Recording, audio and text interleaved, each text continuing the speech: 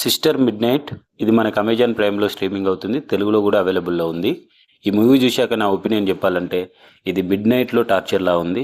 So నాకైతే అస్సలు నచ్చలేదు. ఫిలిం ఫెస్ట్లో రిలీజ్ అయినంత మాత్రాన ఆ సినిమా గొప్పది అని మనం అనలేము.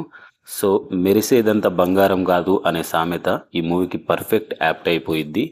సో ఏదో ఫిలిం ఫెస్టివల్లో రిలీజ్ అయింది, అప్లాడ్స్ వచ్చాయని మనకు రిలీజ్ చేస్తే గనక వర్కౌట్ కాలేదండి. సీరియస్లీ వర్కౌట్ కావట్లేదు.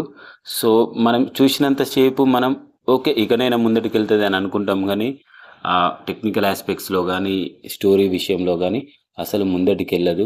సో నాకైతే ఏమాత్రం సీరియస్గా చెప్పాలంటే అబ్బో టార్చర్ అని ఆయన అనిపించింది. బేసిక్ ప్లాట్ లైన్లోకి వస్తే పెళ్ళైన తర్వాత ముంబై స్లమ్స్లోకి వచ్చిన ఒక అమ్మాయి ఎలాంటి సిచ్యువేషన్స్ ఫేస్ చేసింది, యాక్చువల్లీ ఆ అమ్మాయిలో వచ్చిన చేంజెస్ అది ఒక వ్యాంపైర్ లాగా మారుతుంది అన్నమాట.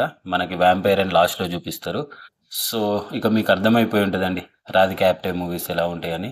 సో మీ ఇష్టం, చూస్తే చూసేయండి, బట్ ఫ్యామిలీతో మాత్రం చూడకండి. Thank you so much, love you all.